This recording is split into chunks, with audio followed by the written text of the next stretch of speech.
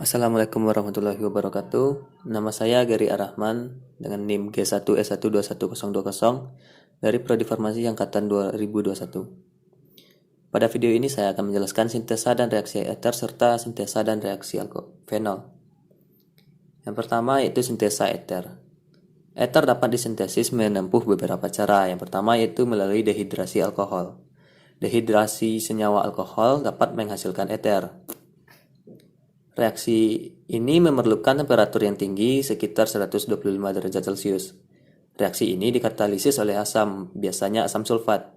Cara ini efektif untuk menghasilkan eter simetris, namun tidak dapat digunakan untuk menghasilkan eter tak simetris. Dietil eter dihasilkan dari etanol menggunakan cara ini. Eter siklik dapat pula dihasilkan menggunakan cara ini. Yang kedua yaitu sintesis eter Williamson. Eter dapat pula menempuh substitusi nukleofilik alkil halida oleh alkoksida.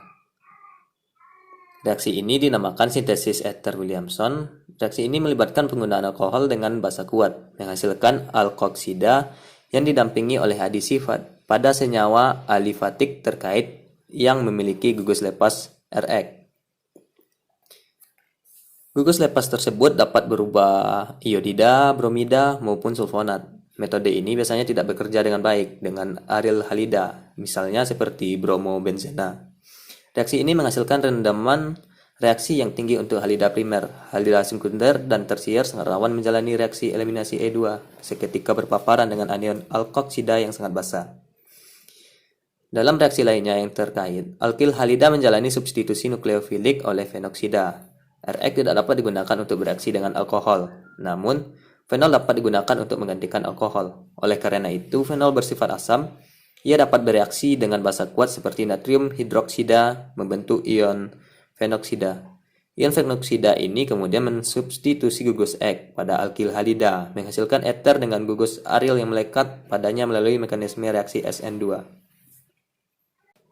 Berikut yaitu reaksi eter. Dapat dilihat pada tampilan ini. Yang pertama itu reaksi dengan PCl5 atau yang disebut juga dengan fosfor pentaklorida. Yang kedua yaitu reaksi dengan menggunakan HI atau hidrom ioksida.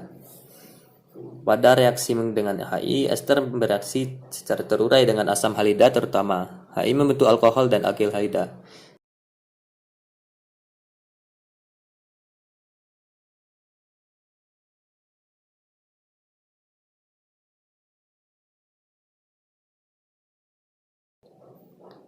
Selanjutnya itu sintesa dan reaksi fenol.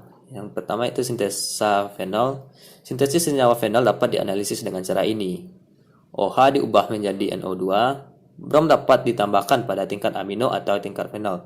Tetapi tingkat amino memberikan kontrol yang lebih baik. Seperti yang dapat dilihat pada proses pada gambar ini. Yang kedua yaitu reaksi fenol. Yang pertama itu reaksi oksidasi.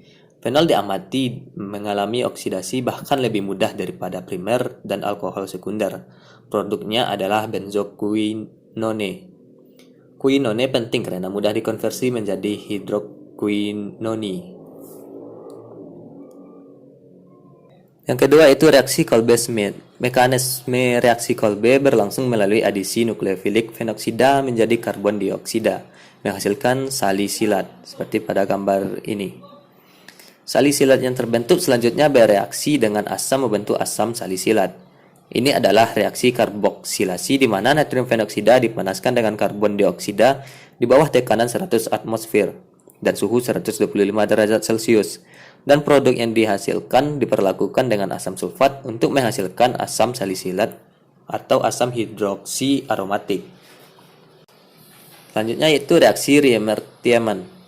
Reaksi umum Riemer-Tiemann ditunjukkan pada gambar berikut.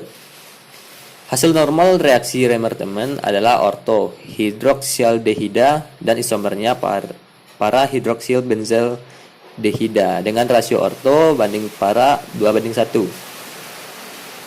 Yang merupakan sumber dari penelitian Weinberg dan Meyer.